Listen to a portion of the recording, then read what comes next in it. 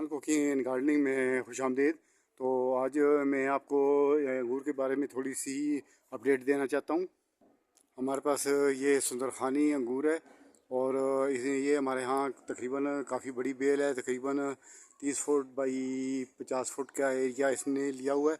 और ये सुंदरखानी अंगूर की बेल है और ये काफ़ी बड़ा एरिया इसने कवर किया हुआ है। 30 बाई 50 का एरिया है, 30 फुट 50 फुट।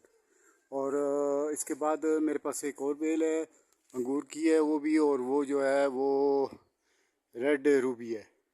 इसमें माशाल्लाह से बहुत अच्छा अंगूर आया है। ये अंगूर ये एक ही गुच्छा है, इसकी आप स्टेम देख सकते हैं। ये ऊपर इसकी एक ही स्टेम है, ये इसकी एक ही स्टेम है और ये पूरा एक ही गुच्छा है। और ये तकरीबन 4.5 पौने 5 या 5 किलो भी शायद हो, तोला नहीं है लेकिन 4 से ऊपर है। इसी तरह से आप यहाँ पर देखें तो ये भी हमारे पास अंगूर के गुच्छे लगे हुए हैं। ये भी तकरीबन 2.5 से 3 किलो इतना है ही है। ये भी जैसे कि ये गुच्छा है तो इस गुच्छे में कुछ फंगस वगैरह लग गए हैं और वो अंदर से, क्योंकि इसके जो अंगूर का गुच्छा है वो खुला नहीं है, ढीला ढाला नहीं है, बल्कि ऐसा चुस्त है ना। तो इसमें दानों से, ये अंगूर के दानों से ये फुल भरा हुआ है, जैसे कि मकई का भुट्टा होता है, तो उसी हिसाब से ये फुल भरा हुआ है। तो इस वजह से इसके अंदर से कुछ फंगस वगैरह कुछ आ गया है, क्योंकि इसके अंदर तक हवा नहीं जा रही है, रास्ता बंद है। तो इस वजह से इसमें कुछ फंगस आ रहा है और वो उसकी वजह से अंगूर जो हैं इनमें से अपना इनका अंगूरों का रस वो चूस के, तो ये देखें आप, ये नीचे भी गिरा रहा है। तो ये भी कभी कभी हो जाता है ऐसा। ये कुछ हमारे पास ऐसा है। बाकी अंगूर सारा माशाल्लाह से बहुत सेट है। प्रूनिंग की बात करो तो प्रूनिंग इसकी जो है पूरा साल करनी ही पड़ती है। शुरू में तो जब ये 11वां महीना शुरू होगा तो उस वक्त तो इसकी हार्ड प्रूनिंग होगी।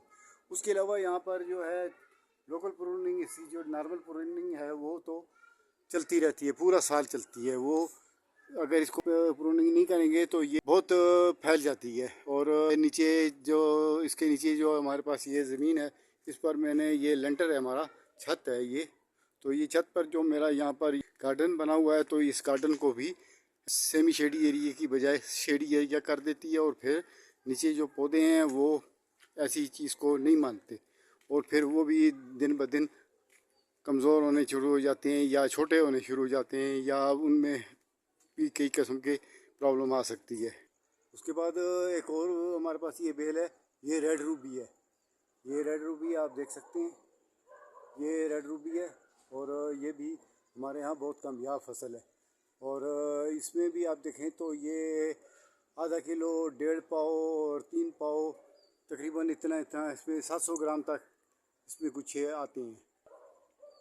इसके अलावा इसमें ये खाने में बहुत टेस्टी है, मिठास इसमें ज़्यादा है सुंदरखानी के मुकाबले में।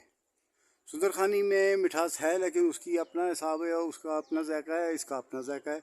और उस हिसाब से अपने जायके के हिसाब से ये उससे ज़्यादा मिठास इसमें लगती है। और दूसरी बात ये है, जैसे कि इसको आप जब इसके रस आप निकालें तो ये रूह अफ़ज़ा के पानी की तरह इसमें से रस निकलता है।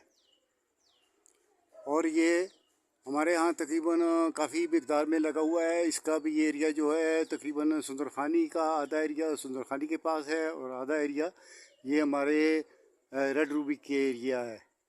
तो इसमें भी इसी तरह से खूब फ्रूटिंग हो रही है और बहुत अच्छी फ्रूटिंग हो रही है इसमें भी, क्योंकि अभी इसके 10-12 दिन और लगेंगे तो ये फुल तैयार हो जाएगा। अभी फ़िलहाल ये मुकम्मल तैयार नहीं है, लेकिन फिर भी जो काफ़ी अच्छा तैयार हो गया है। साथ साथ इसको हमें हार्वेस्ट करना पड़ता है, क्योंकि अगर साथ साथ हार्वेस्ट न करो तो जो पके हुए दाने हैं फिर वो उनको चिड़ियाँ या शिशपाया इशरियात, मक्खियाँ वगैरह उनको ख़राब करती हैं।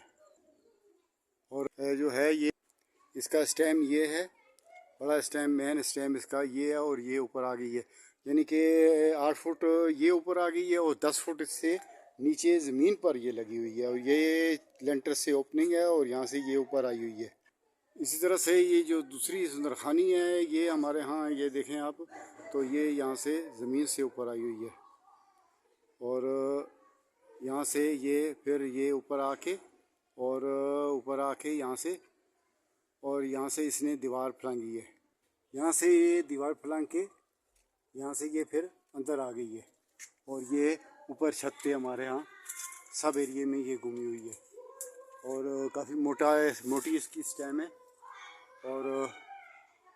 اور یہ سندرخانی کی سٹیم میں نے آپ کو بتائی ہے اور یہ سندرخانی انگور ہے تو میرا خیال ہے یہ ویڈیو ہمارے لیے ابھی کافی ہو گئی ہے تو میں آپ سے اجازت چاہتا ہوں اوکے خدا حافظ